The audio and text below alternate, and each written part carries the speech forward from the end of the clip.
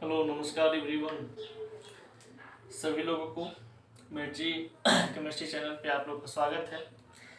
आज एक हम नए वीडियो के साथ मिलेंगे जिसमें सॉलिड स्टेट का बहुत ही इम्पोर्टेंट टॉपिक को छेड़ा जाएगा। इस टॉपिक में बताया जाता है आपको कि यूनिट सेल के बारे में बताया जाएंगे कि यूनिट सेल क्या होता है, और यूनिट सेल से रिलेटेड बहुत सारी बात को हम लोग स्टडी करेंगे। उससे पहले एक बात याद आ गया, बता देते हैं आप लोगों को। एक बेगूसराय तरफ का कोई लड़का है, मैं कॉल किया था और वो लड़का बोल रहा था कि सर बोल आपका वीडियो ठीक है, लेकिन जैसा वो आवाज़ की प्रॉब्लम है, तो आवाज़ की प्रॉब्लम है तो उसको आप हेडफोन लगा करके सुन लो, कोई दिक्कत नहीं हो, ठीक है। और उसमें हेडफोन लगा करके पढ़िए, ज़्यादा बेस्ट रहेगा आप लोग के लिए। और उसने पूछता है एक क्वेश्चन, बड़ा वो पर्सनली क्वेश्चन है लेकिन बताना नहीं चाहिए, फिर भी बता दे रहे हैं। कहता है कि सर हाँ जैसे कि प्यार और पढ़ाई दोनों साथ एक साथ हो सकती है क्या? तो हम तो उसको ज़्यादा कुछ नहीं बोले कि आपको बता दिया जाएगा, टेंशन मत लीजिए। तो एकदम नहीं हो सकती है भाई, वो अलग प्लेटफॉर्म, ये अलग प्लेटफॉर्म है, ठीक है। उसमें है कि माइंड कंसंट्रेशन करने की ज़रूरत नहीं होती है, पढ़ाई और कैरियर जो आपके पास है उसमें माइंड कंसंट्रेशन करने की वो होती है, ज़रूरत होती है। और पढ़ाई और लव कहा जाता है कि ये दोनों इनडायरेक्टली प्रोपोर्शनल है, ठीक है। ये अगर आपके लाइफ में दोनों हैं तो ये इनडायरेक्टली प्रोपोर्शनल के रूप में काम करते हैं। यदि प्यार बढ़ता है तो आपका कैरियर या पढ़ाई क्या होंगे, नीचे की हो जाएगा। एक इंक्रीज करेगा तो एक डिक्रीज करेगा। तो ऐसे क्वेश्चन कुछ बच्चे पूछ लेते हैं, चलिए कोई बात नहीं हम लोग पॉइंट पे आते हैं। यूनिट सेल की बात करते हैं यहाँ पे। तो यूनिट सेल से रिलेटेड यहाँ पे कुछ इंपॉर्टेंट बात समझाते हैं। सबसे पहले समझिएगा कि स्पेस लैटिक्स, क्रिस्टल लैटिक्स और यूनिट सेल, ये तीनों वर्ड एक ही है, ठीक है। इसे आप स्पेस लैटिक्स भी बोल सकते हैं, फिर कहा जाता है क्रिस्टल लैटिक्स भी बोलते हैं, यूनिट सेल भी बोलते हैं। ये जालक बिंदु के नाम से भी जाना जाता है, ठीक है।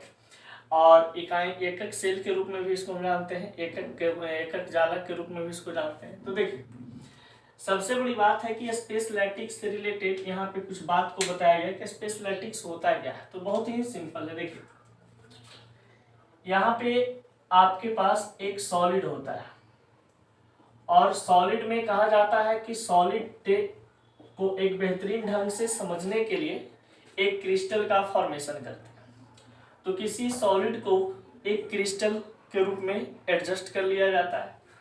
अब देखिए ये क्रिस्टल जो है कहा जाता है कि पार्टिकल से मिलकर के बनते हैं, पार्टिकल से मिलकर के बनते हैं।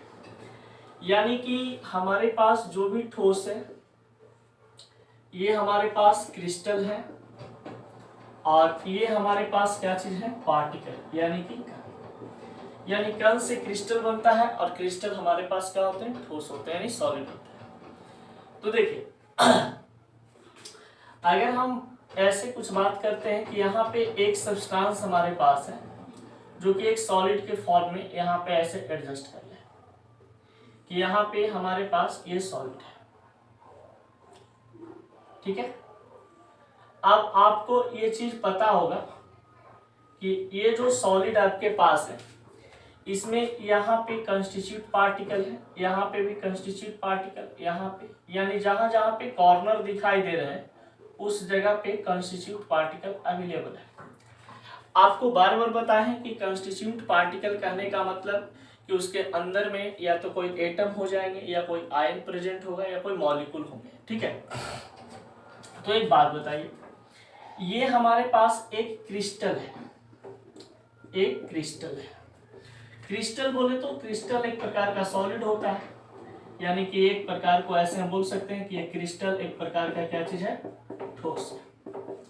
देखिए अब यहाँ पे क्रिस्टल जो ठोस है यानी कि जो सॉलिड है, इस सॉलिड के बारे में बताया जा रहा है कि यहाँ पे सब जगह एटम प्रेजेंट है। तो इस क्रिस्टल यानी कि सॉलिड में पार्टिकल प्रेजेंट होंगे, पार्टिकल या तो एटम प्रेजेंट होगा या तो कोई आयन प्रेजेंट होंगे। ये इसी को तो हम क्या बोलते हैं, स्पीसीज बोलते हैं।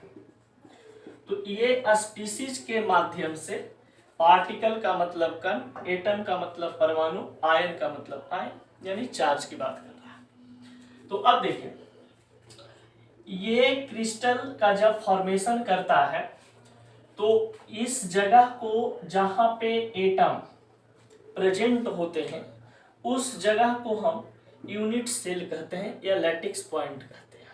ठीक है, अब देखिए, इस स्पीसीज को यहाँ पे ऐसे समझना बहुत जरूरी हो जाता है कि लैटिक्स के रूप में होते हैं, या पार्टिकल, एटम या आयन को, इस स्पीसीज को एक नाम और हम दे सकते हैं जिसको हम क्या बोल दिए, लैटिक्स। यानी कि जहां पे लैटिक्स की बात करता है तो आप इसको बोल सकते हैं कि लैटिक्स का मतलब कोई पार्टिकल, कोई एटम या कोई आयन। और ये लैटिक्स जो हमारे पास हैं, ये पार्टिकल, एटम या आयन के जो फॉर्म में रहते हैं, इनका अगर हम स्ट्रक्चर की बात करते हैं तो स्ट्रक्चर इनका स्फेरिकल माना जाता है। इनका स्ट्रक्चर कैसा माना जाता है, स्फेरिकल, यानी कि आप बोल सकते हैं गोलाकार, गोलाकार। अब आपको यह भी पता होगा किसी भी एटम के अंदर में एक न्यूक्लियस यानी कि उसका सेंटर पाया जाता है। इसका सेंटर यानी कि किसी भी एटम के बीच में एक सेंटर पाए जाते हैं, उसको हम न्यूक्लियस बोलते हैं, नाभिक बोलते हैं। तो ये नाभिक जो हमारे पास है, आगे हम दर्शाएंगे यूनिट सेल में, इससे रिलेटेड कुछ बात को भी समझाएंगे। पहले देखिए आप, तो जहां पर बोले space lattice, crystal lattice, unit cell, ये वाला फिगर आपको माइंड में बनाना होगा कि ये सभी जगह पे क्या चीज है भाई, पार्टिकल, एटम, आयन प्रेजेंट है। और इसी पार्टिकल में कहा, इसी फॉर्म में कहा जाता है कि अगर मान लिया जाए कि ऐसे हमारे पास यहाँ पे एक रफ स्केच बनाते हैं, ऐसे यहाँ पे पार्टिकल प्रेजेंट है, यहाँ पे भी पार्टिकल, यहाँ पे भी पार्टिकल, यहाँ पे भी पार्टिकल। अब ये पार्टिकल एटम के रूप में है, ये पार्टिकल एटम के रूप में है, ये पार्टिकल एटम के रूप में है, ये पार्टिकल एक दूसरे के साथ क्या है, कंबाइंड है। यानी कि अब इमेजिन कीजिए आप लोग कि ये जो एटम का ऐसे स्ट्रक्चर बना है, ये एटम का जो स्ट्रक्चर बना है, तो ये एटम कहीं दूसरे जगह है, किसी पॉइंट पे है, किसी पॉइंट पे है। यानी कि इसमें हम क्या कर रहे हैं कि छोटा एटम्स को एज्यूम करके बड़ा दिखा रहे हैं, ठीक है। और बड़ा एटम को हम यहाँ पे ऐसे सॉर्ट करने से का मतलब ये हुआ कि यहाँ पे बहुत सारे पार्टिकल, ये सब हैं जो पार्टिकल हैं, और ये बहुत सारे पार्टिकल एक दूसरे के रूप में जुड़ करके ये एक अच्छा क्रिस्टल का निर्माण करता है। और एक अच्छा क्रिस्टल जो है हमारे पास, वो सॉलिड होते हैं, सॉलिड होते हैं, क्योंकि बताया गया कि क्रिस्टल है जो ट्रू सॉलिड के नाम से जाना जाता है। तो क्रिस्टलिन सॉलिड ट्रू सॉलिड होते हैं, अमॉर्फस सॉलिड आपका वो सूडो सॉलिड, यानी वास्तविक ठोस नहीं होता है, आभासी ठोस होता है। अब देखें, यहाँ पे एक बात आती है यूनिट सेल से रिलेटेड, तो यूनिट सेल एक अलग टॉपिक बना करके पढ़ा देंगे। स्पेस लैटिक्स और क्रिस्टल लैटिक्स, इसके बारे में यहाँ पे समझ लेते हैं। ये जो पॉइंट है, ये जो पॉइंट है, इसको हम स्पेस लैटिक्स बोलते हैं, स्पेस लैटिक्स बोलते हैं। यानी कि जिस जगह पर कोई एटम या आयन या लैटिक्स छुपा होता है या रुका होता है, उस जगह को स्पेस लैटिक्स कहते हैं। अब क्रिस्टल लैटिक्स की बात करते हैं, तो देखिए, एक क्रिस्टल में ये वाला एटम यहाँ पे ही होगा, जैसे यहाँ पे पॉइंट था, तो ये वाला जो एटम की श्रेणी में आ जाती है, तो ये क्रिस्टल का निर्माण कर रहा है, जो कि एटम को यहाँ पे सॉर्ट किया जा रहा है, यानी कि दिखाया जा रहा है। तो ये वाला जो पॉइंट हमारे पास होते हैं, ये एक प्रकार का क्या चीज हो जाता है, क्रिस्टल लैटिक्स, क्रिस्टल लैटिक्स। यानी कि ये हमारे पास क्रिस्टल जालक होते हैं और ये हमारे पास जालक जगह के रूप में जाना जाता है। तो देखिए, ये क्रिस्टल लैटिक्स होते हैं, तो क्रिस्टल के फॉर्म में जो एटम को रिप्रेजेंट या शो आउट करता है या दिखावा करता है, उससे हम क्रिस्टल। लेकिन स्पेस दोनों का देखिए वहीं पे है, जो यहाँ पे था, इसका बस सेंटर को यहाँ पे हम लोग डिनोट किए हैं, और यहाँ पे पूरा एटम को डिनोट किया जा रहा है, दिखाया जा रहा है कि देखिए भाई, ये पूरा हमारे पास क्या है, एटम है। और यहाँ पे एटम को बस सेंटर को हम लोग लोकेट किए, जो ये बीच वाला पॉइंट है उसको, ठीक है। अब आता है यूनिट सेल, तो कुछ स्पेस लैटिक्स से रिलेटेड, क्रिस्टल लैटिक्स से रिलेटेड कुछ बात को और भी बताएंगे वहां पे, जो कि आपको ये भी बताएंगे कि इसका जो स्ट्रक्चर होते हैं क्रिस्टल लैटिक्स का, या तो क्रिस्टल सॉलिड जो भी हमारे पास होते हैं, ये 2D और 3D दोनों में एग्जिस्ट करता है। आप यहाँ पे भी देख सकते हैं कि E वाला पॉइंट, ए वाला पॉइंट, ए वाला पॉइंट, यानी कि अगर हम इसको x मानते हैं, इसको हम y मानते हैं, इसको हम z मानते हैं, तो ये 3D में भी एग्जिस्ट करता है और ये 2D में भी एग्जिस्ट करता है। ये सब पॉइंट को हम नोट करके लिखवा देते हैं। सबसे पहले इसको आप लोग इतना रफ कर लो और नोट कर लो।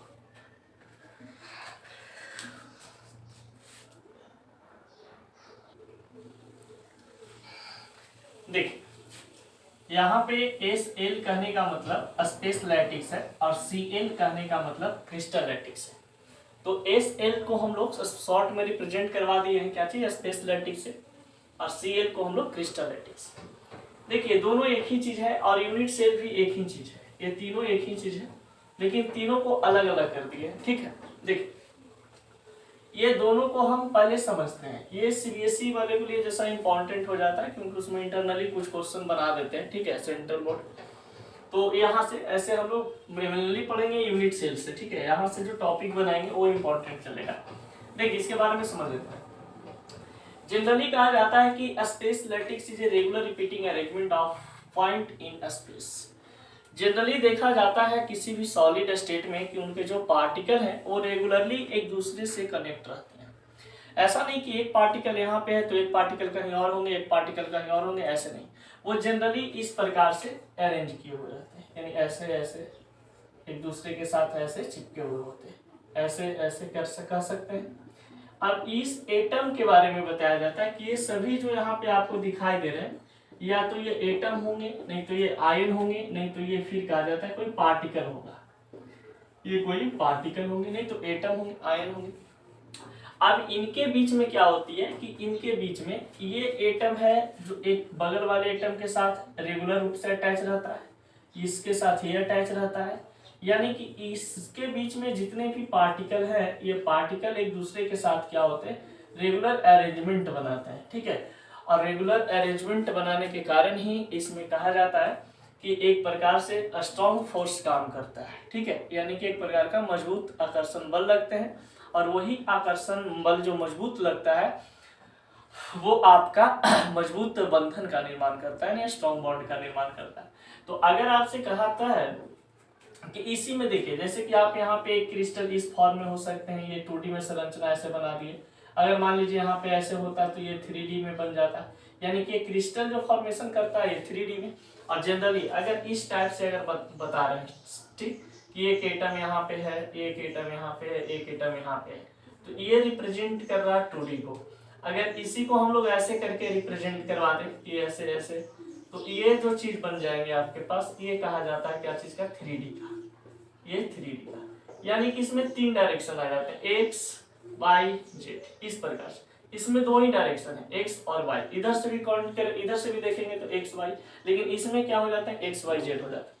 तो ये रेगुलर पैटर्न बनाता है। सिंपल आपके पास जो ये स्पेस लैटिक्स है और क्रिस्टल लैटिक्स है, जो ये कैसा अरेंजमेंट बनाता है, रेगुलर अरेंजमेंट बनाता है। स्पेस लैटिक्स में भी डिफाइन 2D एंड 3D, इसका जिक्र यहाँ पे कर दिए हैं कि स्पेस लैटिक्स यूनिट सेल आपका 2D या 3D में भी हम लोग शो कर सकते हैं इसको। ठीक है, दिखा सकते हैं। देखिए विच when the repeated in the different direction produce the complete the space lattice, this small portion of the lattice is called unit cell।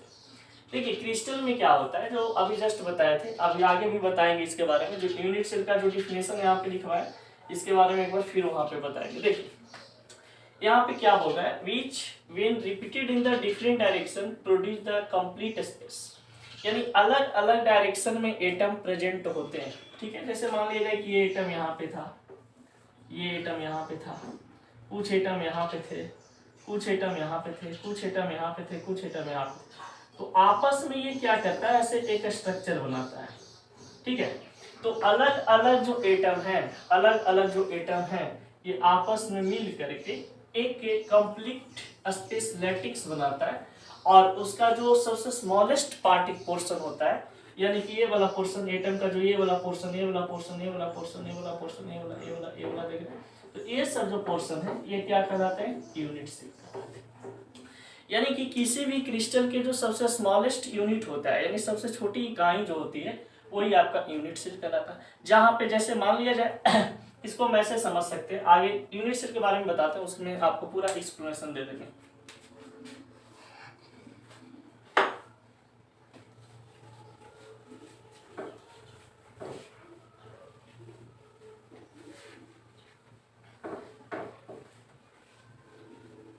देखिए यहाँ पे क्या बताया जा रहा है यूनिट सेल से रिलेटेड, जैसा समझिएगा।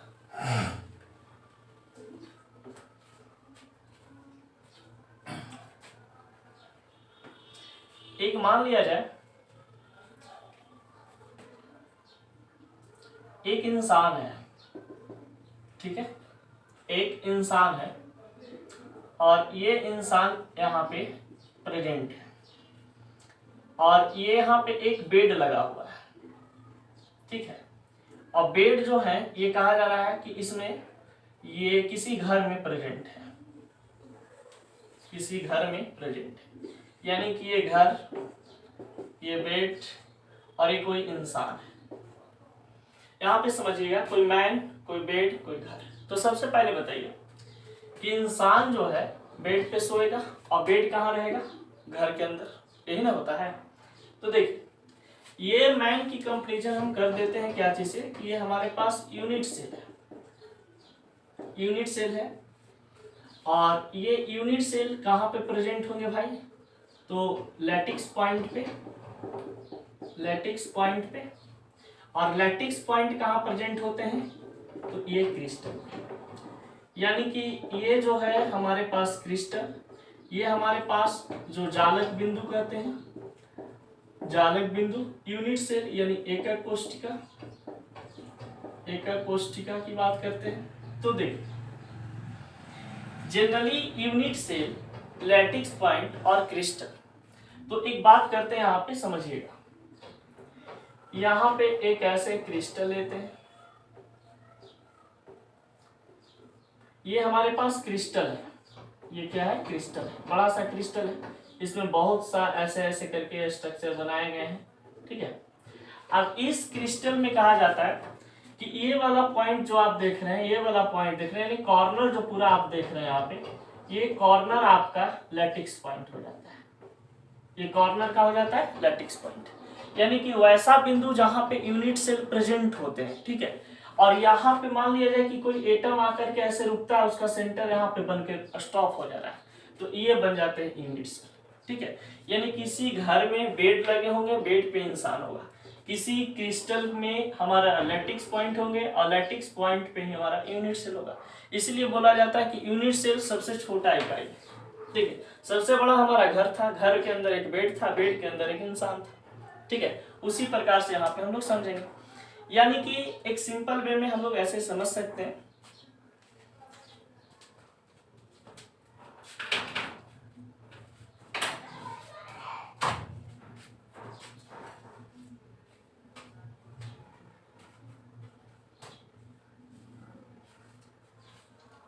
ये मान लीजिए कि हमारे पास एक ऐसे कुछ मान लिया जाए कि क्यूबाइटिकल या एक सॉलिड है, ठीक है, जो कि क्रिस्टल के फॉर्म में।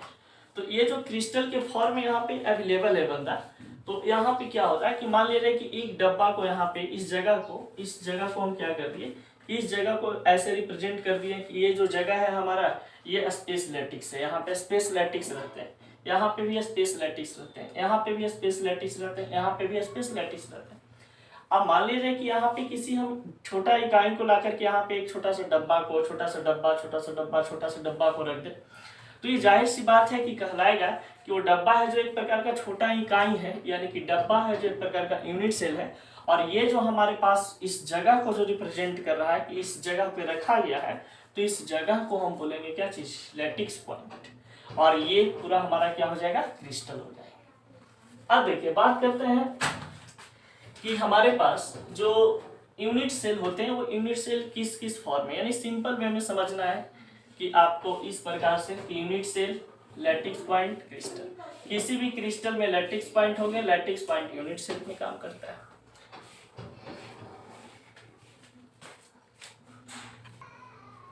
देखिए यहाँ पे यूनिट सेल के बारे में आप लोगों को बताया गया, ठीक है, कि यूनिट सेल क्या होता है।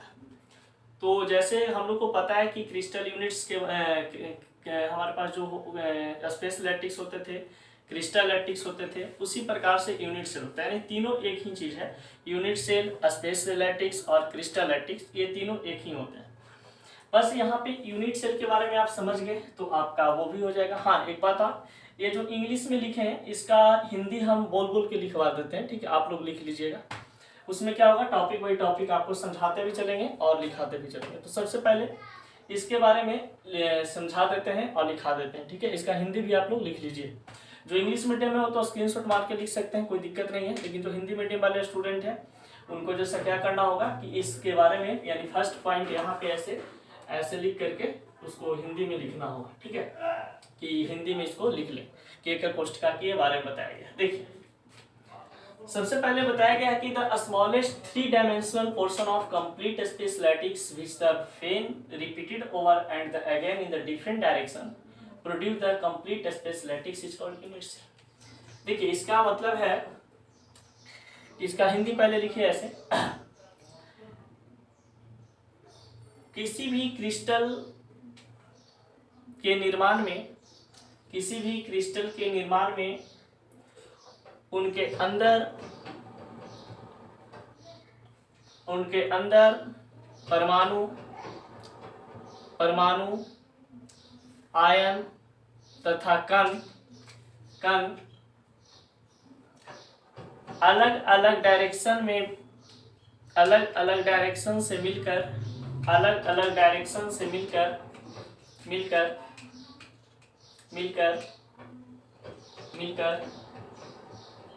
एक नए स्पेस लैटिक्स का निर्माण करते हैं, एक नए स्पेस लैटिक्स या क्रिस्टल का निर्माण करते हैं, उसे यूनिट सेल कहते हैं, जो कि हम वहां पे बता चुके थे पहला पॉइंट।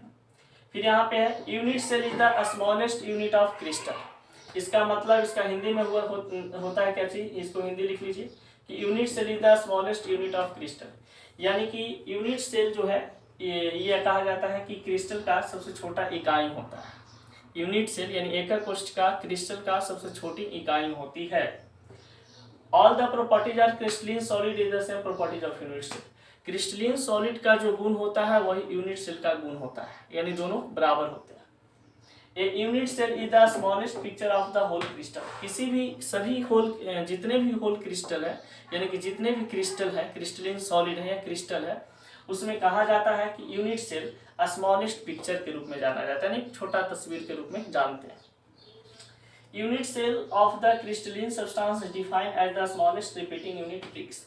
जैसे कि आप देखते हैं कि इसका हिंदी क्या बनेगा कि unit cell of the crystalline substance is defined as the smallest repeating unit. एकक कोष्ठिका क्रिस्टलीन सॉलिड को डिफाइन करता है जो कि छोटे छोटे पार्टिकल से मिलकर के बने होते हैं। अब देखिए छोटे छोटे पार्टिकल से मिलकर के बने होते हैं, इसका मतलब क्या है इसके बारे में जैसा देखिए। चलो नहीं तो यहाँ पे क्या करते हैं कि लिख ही लो भाई, लिख लो इसका। एकक कोष्ठिका का सूक्ष्मतम इकाई होता है। एकक कोष्ठिका सूक्ष्मतम इकाई होता है क्रिस्टल का। अपना लैंग्वेज में भी लिख लीजिएगा, कोई दिक्कत नहीं।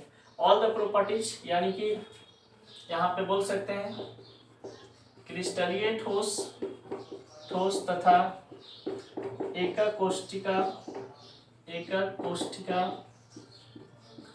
का गुण समान होता है,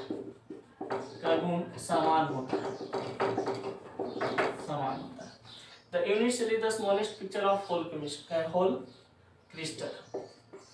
सभी क्रिस्टल में सबसे छोटा इकाई को यूनिट सेल यानी एकक कोष्ठिका कहा जाता है। एकक कोष्ठिका कहा जाता है। Unit cell of the crystalline substance defined as the smallest repeating unit. एकक कोष्ठिका आपस में मिलकर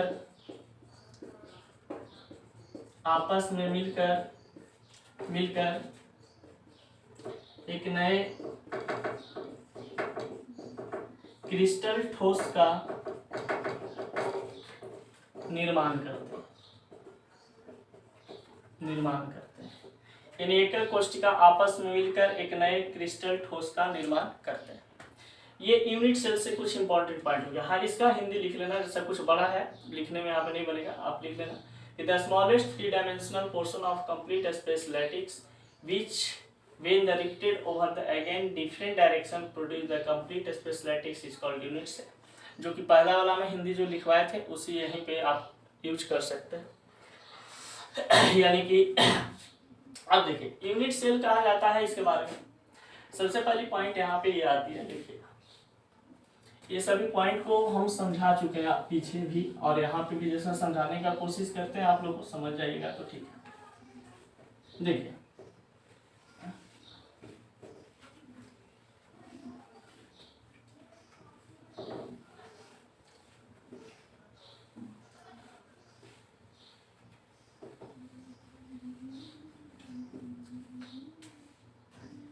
जब यूनिट सेल के बारे में बताया जाता है तो यहाँ पे बताया थे आप लोगों को कि जितने भी क्रिस्टल होते हैं वो 3D और 2D में एग्जिस्ट करते हैं। 3D की अगर हम बात करते हैं तो उनमें सभी जितने भी कण होते हैं, जो पार्टिकल होते हैं, एक दूसरे से कनेक्ट होते हैं। एक दूसरे से कनेक्ट होकर के वह एक क्रिस्टल का निर्माण करते हैं। तो छोटे छोटे इकाई मिल करके, छोटे छोटे यूनिट सेल मिल करके एक बड़ा क्रिस्टल का निर्माण करता है। इसीलिए कहा जाता है कि जो हमारे यूनिट सेल है यानी एकक कोशिका है, जो क्रिस्टल का एक सूक्ष्मतम इकाई माना जाता है, और ये आपस में मिले होते हैं यानी एक दूसरे के साथ कनेक्ट रहते हैं।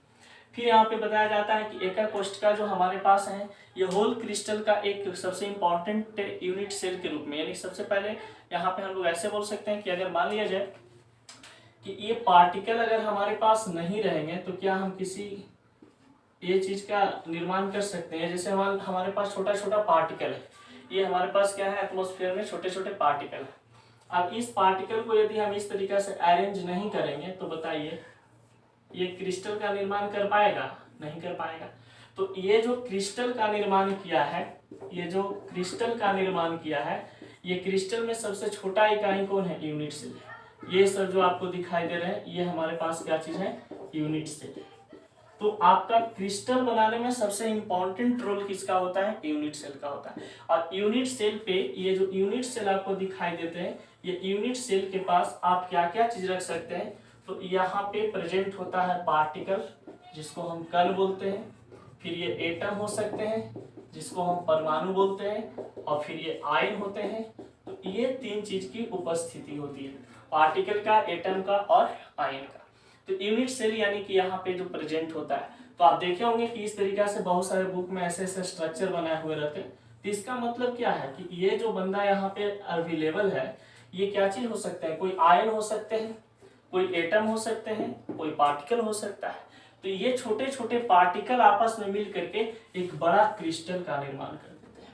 ठीक है, यानी कि बहुत ज्यादा ऐसे छोटे छोटे पार्टिकल मिल करके एक आपका क्रिस्टल का निर्माण कर देते हैं। ये आज ही नहीं, आपको पहले भी हम ये बात समझाए थे जब ये क्रिस्टलिन सॉलिड स्टार्ट किया गया था उस समय पे।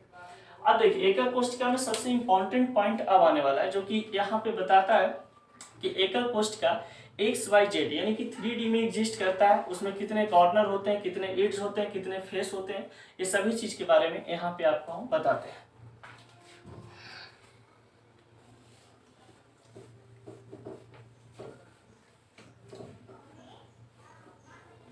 देखिए यूनिट सेल का ये सबसे इंपॉर्टेंट पॉइंट है, जो कि नोट के रूप में यहाँ पे हम लोग इसको लिखेंगे, बहुत इंपॉर्टेंट है। जो इसको समझ गया वो यूनिट सेल को समझ जाएगा। देखिए यहाँ पे यूनिट सेल के बारे में इंपॉर्टेंट पॉइंट ये है कि एक यूनिट सेल जो हमारे पास होते हैं, यूनिट सेल आपस में मिल करके एक क्रिस्टल का निर्माण तो कर देते हैं। अब यहाँ पर एक क्रिस्टल का जब फॉर्मेशन होता है तो एक डाइस यानी कि जो हम लोग लूडो छक्का देखते हैं, वो लूडो छक्का की तरह इसका स्ट्रक्चर पाया जाता है, यानी कि एक क्रिस्टल को। तो क्रिस्टल कहने का मतलब आप यहाँ पे वो भी समझ सकते हैं कि जो लूडो छक्का खेलने वाला हमारे पास जो गोटी होती है, जो ऐसे करके फेंकते हैं, तो वो पासा, जिसको हम बोलते हैं पासा। तो पासा के पास जो पासा में पाया जाता है उसको आप यहाँ पे एक क्रिस्टल के रूप में एब्जॉर्व कर सकते हैं, क्योंकि वो एक प्रकार का क्रिस्टल होता है। जो डाइस होते हैं, पासा होते हैं, वो एक प्रकार का क्या होता है? क्रिस्टल होता है। अब बताइए कि क्रिस्टल में कितने कॉर्नर होते हैं? तो आपको पता होगा कि किसी भी क्रिस्टलिन सॉलिड या क्रिस्टल की बात करते हैं, या तो पासा की बात करते हैं या डाइस की बात करते हैं, तो उसमें टोटल कॉर्नर यानी कोना की जो संख्या है, ये कोना की संख्या कितना होता है? 8 होता है।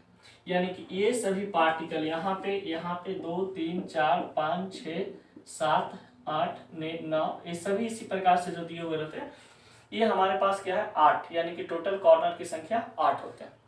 अब देखिए, ये जो ऐसे यहाँ पे ऐसे लाइनिंग बनाया जाता है, ऐसे ऐसे ऐसे ऐसे जो बनाया जा रहा है, इड्ज, यानी कि ये सब लाइनिंग जो आपको दिखाई दे रहा है, ये सब क्या है? इड्ज है। तो इड्स की संख्या टोटल 12 होते हैं। 1 2 1 में कितना होगा? 4, तो 4 3 12। अब देखिए, यहाँ पे बताया जाता है क्या चीज की, ये फेस की बात करते हैं। आप देखे होंगे कि ये फेस जो हमारे पास होते हैं, यानी कि जिसमें 1 बूंद 2 बूंद 3 बूंद ऐसे बूंदा बूंदा टाइप का रहता है, ऐसे चलते हैं तो पता चलता है 4 आया है, 5 आया है, 3 आया है, 2 आया है, 1 आया है, 5 आया है, 6 आया है। यानी कि टोटल फेस जो होते हैं एक डाइस में, वो 6 होते हैं। तो ये आपके पास एक फेस, एक कॉर्नर और एक एड्ज। तो अगर आपसे कोई पूछता है कि यूनिट सेल टॉपिक में कि किसी भी क्रिस्टल में टोटल कॉर्नर की संख्या कितना होती है, तो 8 होती है।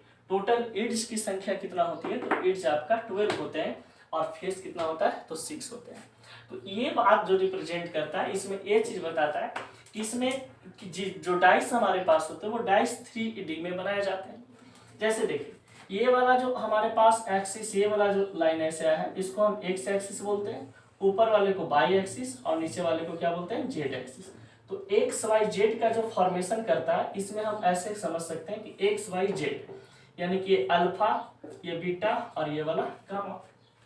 तो अल्फा कोण, बीटा कोण, गामा कोण, अल्फा एंगल, बीटा एंगल, और ये गामा एंगल। इस प्रकार से क्या करते हैं? ये रोटेट होते हैं। इधर वाले में भी यही प्रेजेंटेशन होती है, देखिए इस प्रकार से, ठीक है, ऐसे। तो इसमें भी यही चलेगा, अल्फा बीटा और ये गामा, अल्फा बीटा गामा। यानी कि एक जो क्रिस्टल होते हैं, वो क्रिस्टल कहा जाता है कि मेनली 3D में काम करते हैं, एक डाइस की तरह, ठीक है।